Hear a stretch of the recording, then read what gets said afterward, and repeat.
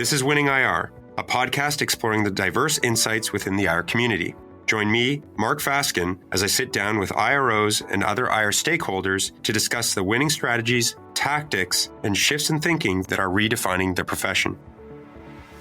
We get a lot of questions from IR teams on how to initiate coverage and build more beneficial relationships with the sell side. There can sometimes be a preconceived notion that the relationship between corporates and the sell side is adversarial by nature, but it doesn't always have to be. Today's guest has over 20 years of experience as a senior investor relations and finance professional, including as a sell-side equity analyst for Buckingham Research, Lehman Brothers, Barclays Capital, and MKM Partners. Megan McGrath is the senior vice president of investor relations at Cushman Wakefield, where she leads the IR function, providing strategic insight to the firm's leadership team, engaging existing and potential investors, and fostering relationships with the equity research analyst community. In today's episode, Megan shares so much good advice on how an IRO can better engage the sell side to build stronger relationships and ultimately better results. So Megan, I wanted to start with a question about the transition from sell side into investor relations. I mean, you've now sort of gone through that transition of being on the sell side and being in research and moving over into investor relations. And so what was that transition like? And what were some of the biggest adjustments or surprises that you experienced in going through that experience? Yeah, thanks. Great question. And thanks for having me on the podcast today. I'm really excited to chat about this topic. The transition for me into investor relations was pretty smooth. And I really love IR. And I think it's a pretty natural transition for folks that come from the sell side. The sell side prepares you for a lot. Interacting confidently with C-suite is one of them. Obviously, modeling and numbers, you know that pretty well coming from the sell side. So that transition's pretty easy. Knowing what's important on an earnings call and prepping for meetings, that's all stuff that I think flows pretty naturally for a former sell side analyst. I would say for me, the difficulties and the challenges came from some of that inside baseball stuff that you don't ever really get to know when you're on the sell side. There's a lot of lingo in FP&A that I'm still learning. That was pretty difficult. A lot of those corporate inner workings that you never have to deal with on the sell side, things like board meetings and scheduling and the proxy is not something you come in contact with a lot on the sell side. So those are some of the things that were a little bit of a challenge coming in to a corporate IR role. And I think generally you just have to kind of set your ego aside and lean on the team that you have internally to ask about what you don't know. There's a question for you. One of the things that I've heard from a few IROs is we've sort of talked about, what it's like making that transition or sort of the differences between sell side and being sort of in-house IR.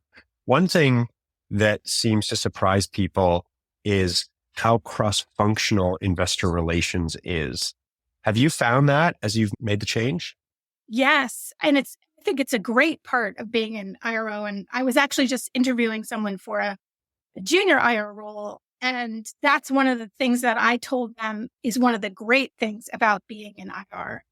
You have so much contact with so many different parts of the firm. You get to really sit in on so many interesting meetings and conversations about strategy, about the numbers.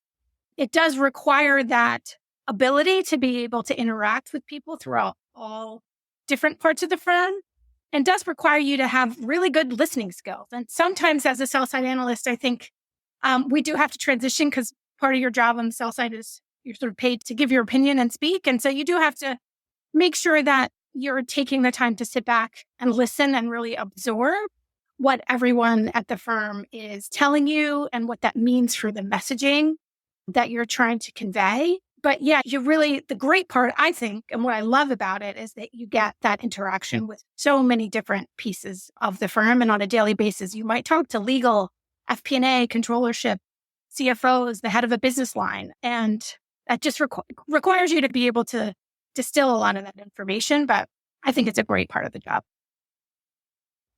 And so you have extensive experience on the sell side and being in research, and really the core topic for today's episode is really talking about advice on how do you strengthen relationships with research analysts.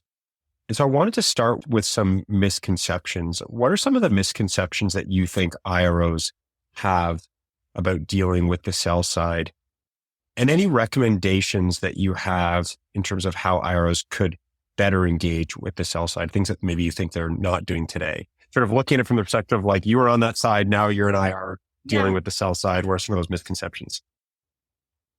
Well, I think maybe one of them is that there's a sense that it's an adversarial relationship between the company and the sell side. And certainly there may be occasions where it is, but for the most part, it doesn't have to be, and it's not really designed to be.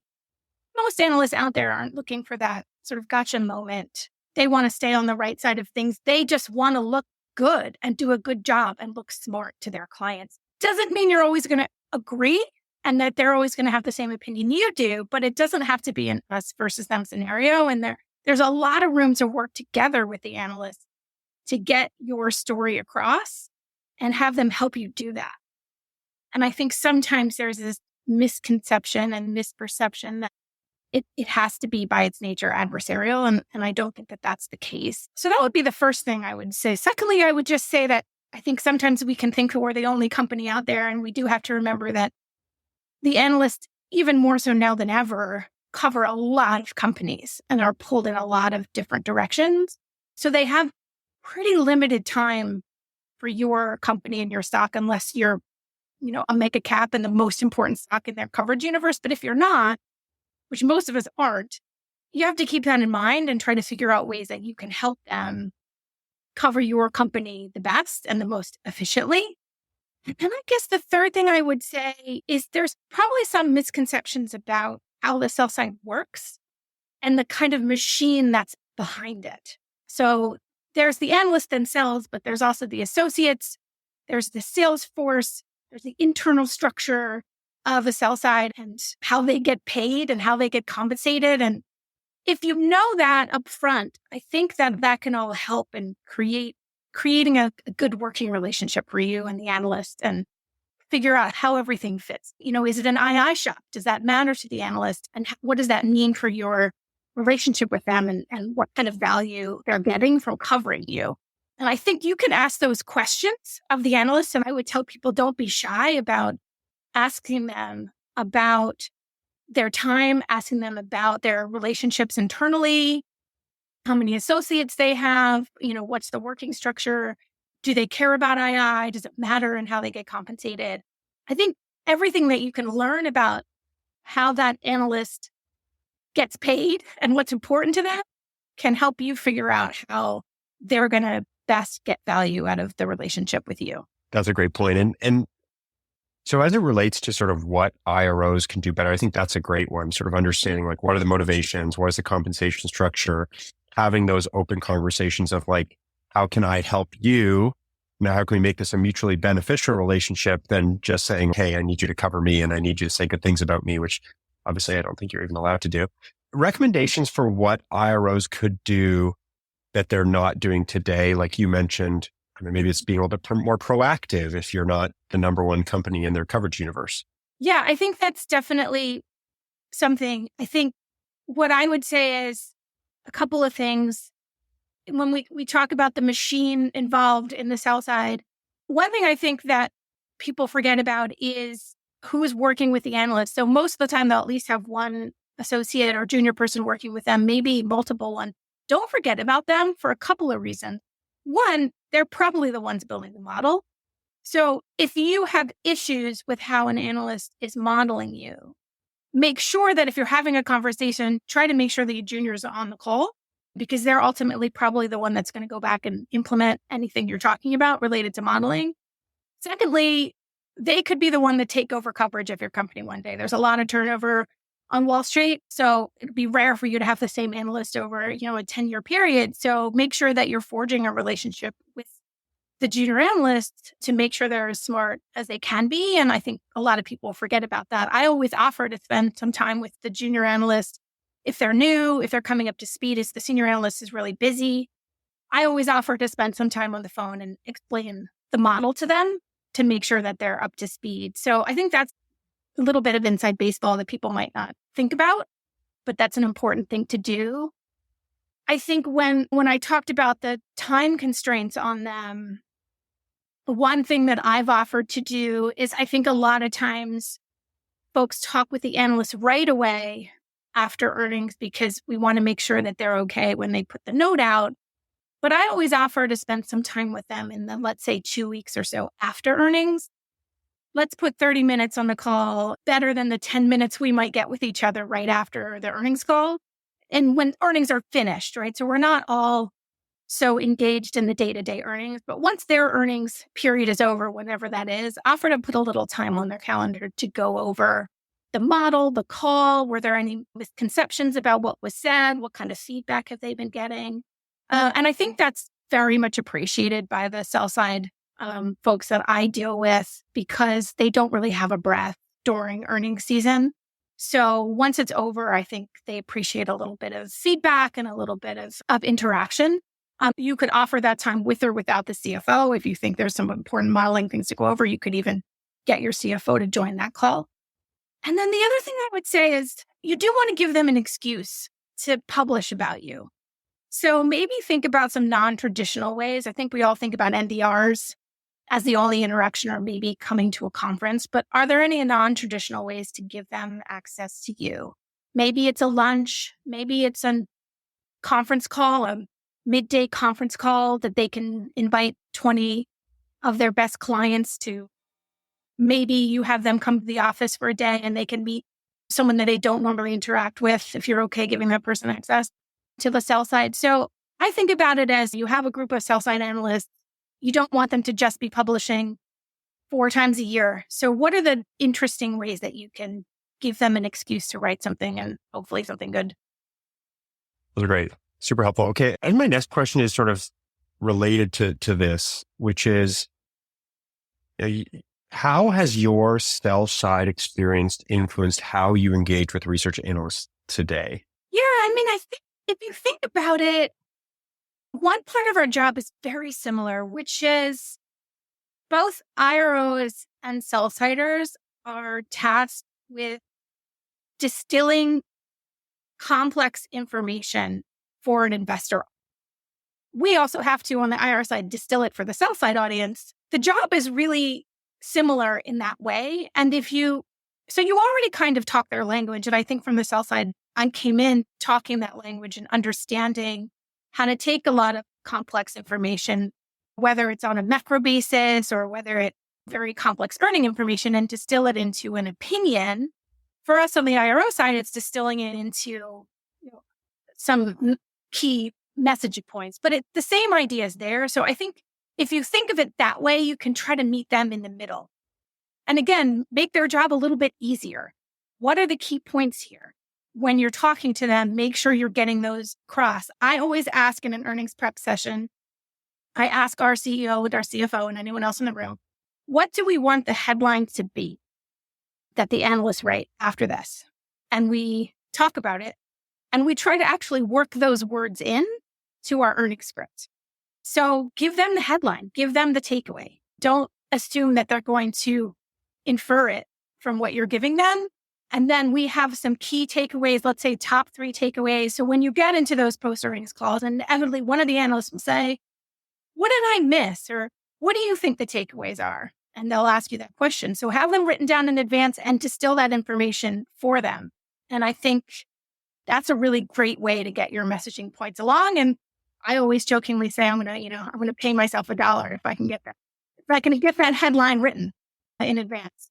So it's a little contest to see if we can get those headlines done. That's great. And you've also mentioned in the past, it seems to me like a lot of your experience has almost built like a level of empathy with research analysts. You've been in the seat. And so it seems like a lot of these tips are around how do you educate the research analysts? How do you make their lives easier? Because to your point, I think we all know this, but their coverage universe in a lot of cases is just massive, right? And so they just don't have enough hours in the day often to do probably the level of research that they would like to even do. So to the degree that you make it easier on them, to make their life easier, going to make your life easier as an IRO. And so one of the things that you had mentioned was how you work with the analysts on modeling. And you mentioned, pulling in sort of that junior analyst, making sure that they understand. Like, How do you do that with the analysts? Is that sort of a one-to-one thing? Is it like you're doing like a lunch and learn and inviting a couple of the analysts? How do you go through the process of explaining your model so that you feel like you're on the same page? Yeah. And I'll tell you, this has been an ongoing lesson for me. On the other side of it, I didn't really know how to do this at first. I thought it would be easier, to be perfectly honest, coming from the other side. And I thought, oh, well, I'll just have to explain things once and that will be it. And it will all be wonderful. And that has actually turned out not to be the case. It's not a one-time thing. It's an ongoing process. My ultimate goal is to make sure that all my analysts are smart about my company and they understand how it works. Because an analyst that isn't smart is going to get you into trouble when they don't understand how to model, right? And you might miss a number not because of anything that happened internally, but because it just wasn't modeled correctly.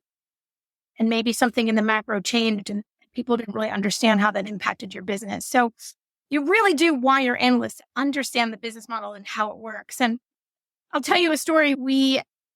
Cushman began to give more information about incrementals and decrementals in terms of the impact of revenue changes on our bottom line. And the theory was like, let's teach folks to fish here. So as the macro changes and their models change, they'll understand how it impacts the bottom line. But that's not really how our analysts anyway had thought about the model in the past and how the models have been set up. So it has taken me several quarters and several sort of independent lessons with many of the analysts online to actually walk them through. This is how it works. This is how you model that.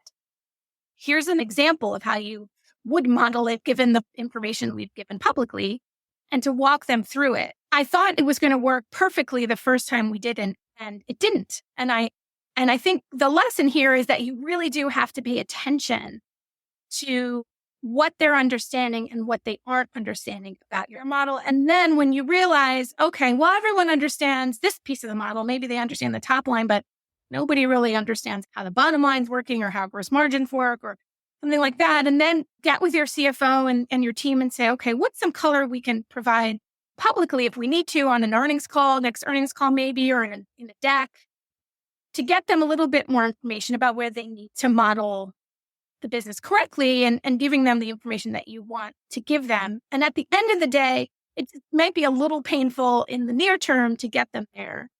But I think at the end of the day, if they understand the model, how the model works, it will help in terms of the estimates, the variation in estimates, coming in. So you don't have to worry when the macro environment changes or external things change. You won't have to worry so much about the analyst not understanding impact that is your business. So it's work in the beginning if you have a set of analysts that for whatever reason, if you have a different business model, or for us, we're sort of what I call a tweener. Like we have analysts that cover many different sectors and those sectors have different business models.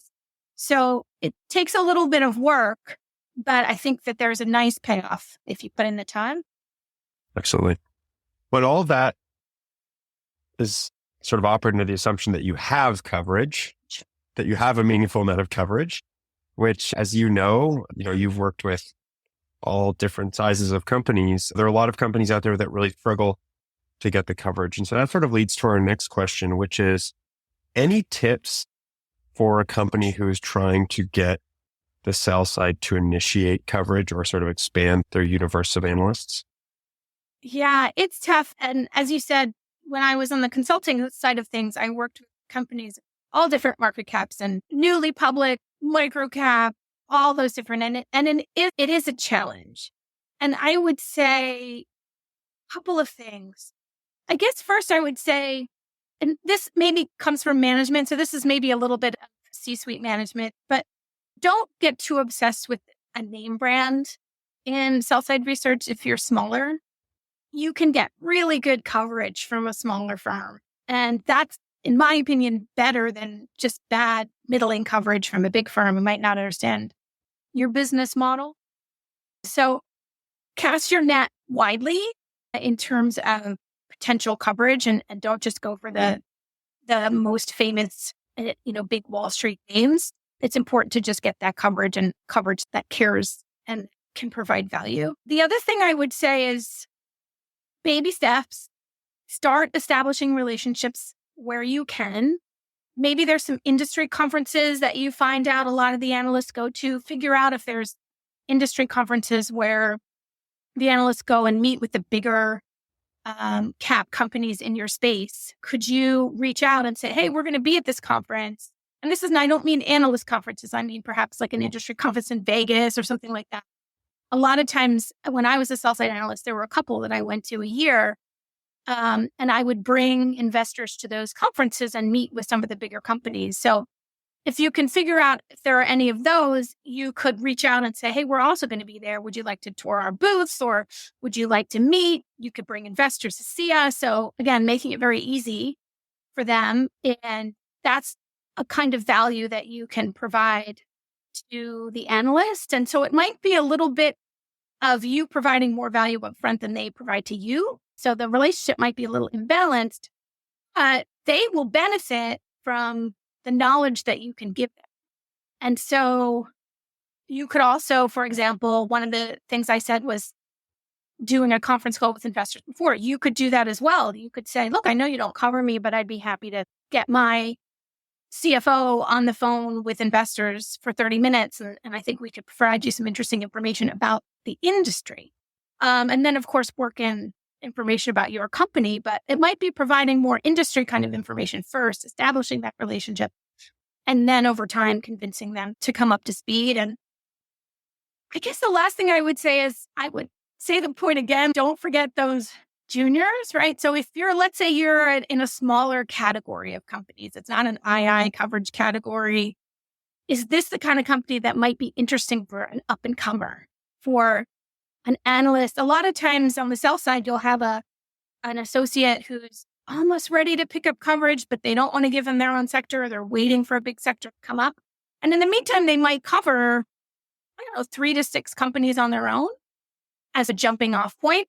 And that could be an interesting avenue to get a new up and comer interested in the name. So how do you do that? You find the senior analyst that's in the space and maybe you ask them. Another thing is you could find out who the director of research is at that firm and see if you could get a conversation going about it. We all know sometimes that information is tied to other ways that your firm might provide a company, an investment bank, some money, but it never hurts to make the phone call. There's nothing to lose there. Yeah, it seems to be like it's a marathon, not a sprint. And you do have to put that work in upfront. And it is a relationship game, to your point. Obviously, there's a monetary aspect to it, but there is a relationship aspect as well. One of the things that you had mentioned that I thought was also really helpful was, obviously there's this focus on, well, how do I get more analysts to cover me?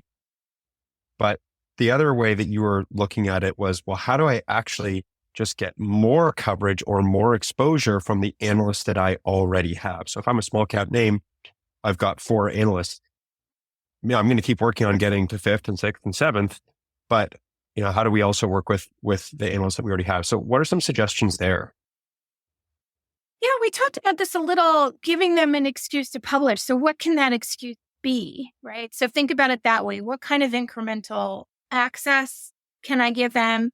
Think about how does the sell side get paid? The number one way that the sell side gets paid is access to management, which sometimes is unfortunate for us as IROs because management access is limited, right? Time is limited. So are there easier ways to do that? Again, could you do a conference call? Could you do a quick lunch? Could you invite them to your office for a brief meeting? Any way that you can get them to publish. You might have to say yes to a conference that you wouldn't normally go to. You could also think about other people within your company that might be interesting for the analyst to talk about. I always I check in with our analysts relatively frequently just to say, hey, what are you hearing? What are the big questions you're getting? Are you getting more questions, less questions? And sometimes in that conversation, you'll say, oh, well, I'm getting a lot of questions on, XYZ topic. And so you could think, well, we have somebody internally that would be great to talk about that. It's a person that you want to make sure they're trained, Reg FD trained and all that, but this is someone we have allowed or would allow to speak to an investor audience, maybe for a quick meeting or lunch or a call. You could have that analyst host a call with your head of whatever division to address the topic that they're seeing. So some of it is just make sure that you know what the big topics are that the sell side is getting asked, and you might be able to figure out a way to create a little information for them to publish about. That's great. So sort of leveraging, I've heard a number of IROs sort of mention this, of like building that internal bench of subject matter experts that you can lean on. You've mentioned it a few times, being that industry expert, sharing insights. Those are things that those analysts can then take away and possibly turn into a report or a note or some other form of marketing for you. In your last answer, you mentioned sort of NDRs and marketing and management time and all those types of things. And there's been a fair amount of discussion about people doing in-person and hybrid now and post-COVID and all that stuff. And hopefully we're kind of getting beyond the post-COVID discussions, but it's important that IROs are taking ownership of management time and the relationship with the sell side. I think you're seeing that more and more now. How do you navigate leveraging the sell side for roadshows and marketing? Like, how do you think about working with the sell side as a partner, but also providing some direction in terms of what's going to be the best use of you and the management team's time? Yeah, I'll say this is a really interesting topic. And I think it's one of the things that surprised me that, from my point of view, has taken the most education to management over the several years that I've been in IR. And that's explaining how this process works, how the sell side works, what it will cost us. Some CEOs have worried that doing an NDR will cost us a lot of money. What the process of how it works in every CEO and CFO and management team is different. But unless they came from Wall Street, I think that there's a lot of misconceptions around how this process works and what makes sense and what doesn't. I think a lot of teams have heard about this sort of disintermediation of the sell side, and they feel that they need to participate in that. I don't really feel any big need to disintermediate the sell side from my point of view. I'd like to use them as much as I can. I want to use everybody as much as I can to get our message across. I think what you have to understand is some of the issues that are happening on the sell side and be more proactive about the meetings that you're getting when you're doing an NDR. I think the virtual aspect of it has improved that a little over the last couple of years, in the sense that you don't just have to go to Boston and kind of take whatever meetings get thrown at you. You can do these virtual NDRs and get a lot of good meetings in a short amount of time. So I don't mind taking advantage of that. I know a lot of folks on the buy side have talked about preferring those in-person meetings. So I think you do have to bite the bullet and do some traveling for a couple of NDRs a year, but not the sort of annual slog that it used to be, going to all those cities. So that's, I think, one good thing that came out of that COVID period. I think it's important to realize, too, that the sell-side analyst often doesn't have a lot to do with the process. So you might call or they'll ask you for an NDR and you'll say, okay, yeah, let's do one on September 15th. And they pretty much immediately hand that over to their head of sales or their corporate access team. And they don't really have much to do with that process until they get the schedule right before you get the schedule. So it's okay to help them along with that process. So if you want to give them your own targets, your own ideas, your own criteria, I would say it's perfectly fine to do that. The analysts themselves, it's not going to have a lot of input. They're not going to have a lot of desire to take control of that process. That pretty much immediately gets handed over. So it's okay to be a little heavy-handed there if you feel like you need to be. If you have your own ideas or your management team has their own ideas of who they want to talk to and who they don't, I think it's okay to put some criteria around, throw some ideas their way, insist that a person or two get invited to a lunch or something like that. That's perfectly fine. And so I think being a little bit more proactive now than maybe we were 5 to 7 years ago is kind of the state of affairs these days. And you can comfortably be that proactive and not worry about stepping on any toes in terms of who's going to be at certain meetings, how the meetings are allocated. I think they're used to pushback. I wouldn't be nervous about giving pushback. And I would incorporate what you know about your management team into that. Maybe you're going to a conference. Maybe your CEO loves to be at conferences and talks all day and you can put him in front of any meeting, but maybe the CEO doesn't. And maybe you just put that CEO in a handful of meetings for the day and you take the rest of them if you do meetings on your own, or you and the CFO take the rest of them. I think it's okay to be much more proactive and thoughtful about the meetings that you're requesting and that you will or won't take. It does take a little bit more work, but I think we're all about maximizing the value of our time these days. And I think the sell side will help you, but we do have to remember, look, they're trying to get paid at the end of the day too. And so they'll get paid for an NDR no matter what. And it's okay to say, no, I've met with this hedge fund 7 times already this year. I don't really need to do it again. And that's a perfectly fine thing to say. Well, I've heard a lot of IROs just talking about balance, right? Of kind of your point of like, it's a relationship. Everybody's trying to win and achieve their goals here. And so if you have to take one meeting with a fast money hedge fund that maybe you don't feel like you want to take that meeting with, well, maybe you should take that meeting, but then that means that you can be a bit more prescriptive in terms of how another slot gets used. And so it sounds to me like a lot of IROs are starting to take that approach.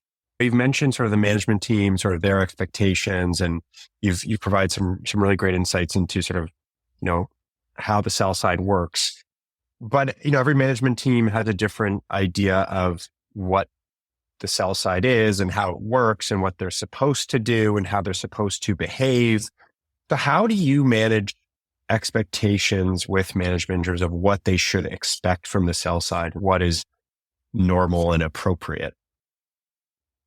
Yeah, I think this answer is probably going to depend a lot on your particular management team. And I am guessing, and I've dealt with a lot of them over the years, both on the sell side and as a consultant.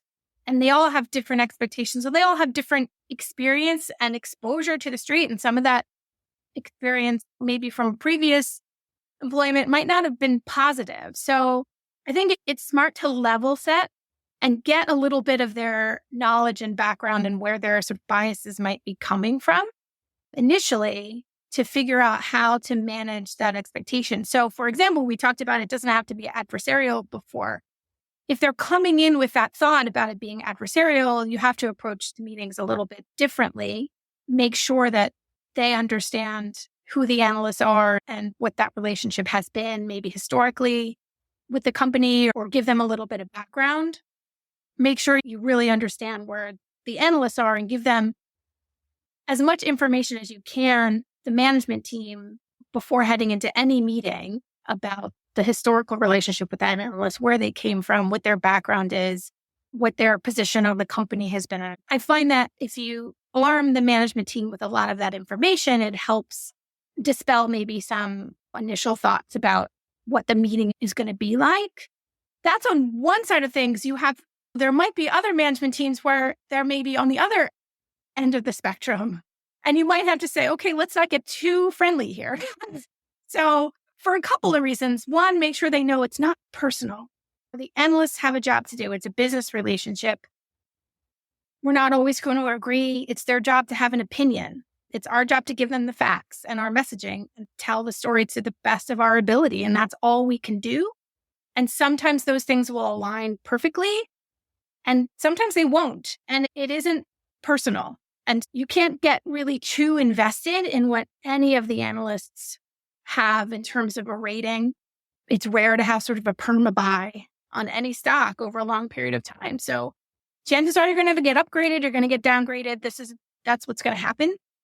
And so as long as you're keeping the messaging tight and you're doing your job, you have to let the analysts do their job as well. So I try to make sure our analyst team and our CFOs and CEOs don't get too emotionally involved in their relationship with the analysts. Don't get too friendly. Be friendly, but don't get too friendly. You want to make sure that you're kind of spreading it out, your attention and time to all of your analysts, and make sure that you understand that it is a business relationship and they're just doing their jobs. We talked earlier about making sure that your analysts are smart. Make sure they're all smart. You might have a favorite or two that you think do the best job, but an uninformed analyst is not going to do you any favors in the long run. Make sure that you're, as much as you can and as much as it's earned, and it does have to be earned, but as much as it's earned, make sure that you're spreading out the meetings and the information and the time to make sure that they're all informed. Awesome. Megan, there have been some really, really useful insights throughout this. A lot for us to go and summarize and a lot of useful points for anybody who's listening to this. So thank you so much for your time. I really appreciate it. Thank you for having me. It was great.